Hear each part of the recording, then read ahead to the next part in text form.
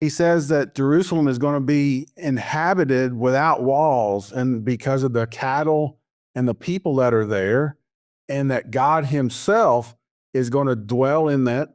His glory is going to dwell there. And it also says that he's going to protect it with a wall of fire.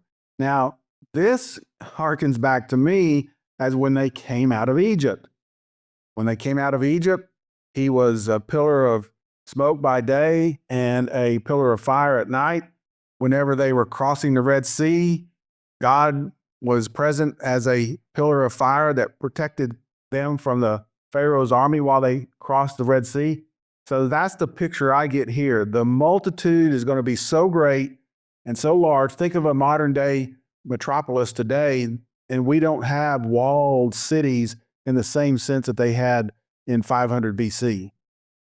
We do not have walled cities. Back then they did. They needed walls to protect from invaders. At the time Zechariah writes, the walls had been torn down.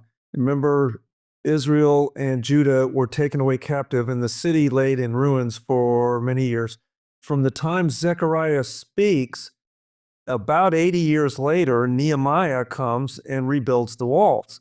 So when he says here that Jerusalem will be without walls, then we would take it's not speaking about Zechariah's day or immediately after, simply because not long after the walls get rebuilt.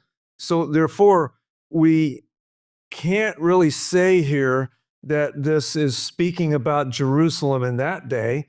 And we would hold that it's also not talking about something symbolic like the church for a couple of reasons.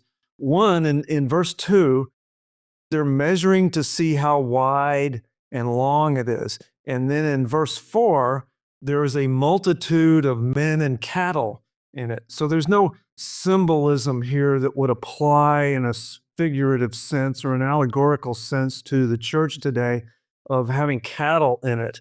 That's a real stretch. There's just no place for that in Christian life today, that symbolism of cattle being in the church.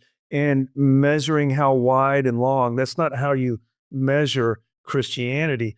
Also, there's not a time after Zechariah when Jerusalem was invincible due to God's protection. That's what he says here in verse 5. God says, I will be a wall of protection around her. The intertestamental period, there was a rebellion called the Maccabean Rebellion. There was a family that started it that had the name Maccabees. But in that day, the Greeks had come and taken over Jerusalem and driven the Maccabees out. They had to gather an army and come back in and retake it again. So God wasn't a wall of fire around them then. So because it's talking about a physical measurement of Jerusalem with cattle in it, therefore it's not talking about the church and it's not talking about in the past. Therefore, this has to be future. And even if it were partially fulfilled in the past, it is yet to be completely fulfilled. And in addition to him saying he'll be the wall of fire around it, he says in verse 5, I will be the glory in her midst. Now, to me, Glenn, this harkens back to God's residence in the temple. You've had a wonderful story about God's glory during Solomon's time, and then during the period where God's glory left from the temple. And I think that's what this is referring to, that the glory of God is once again going to be dwelling in the midst of Jerusalem in a temple.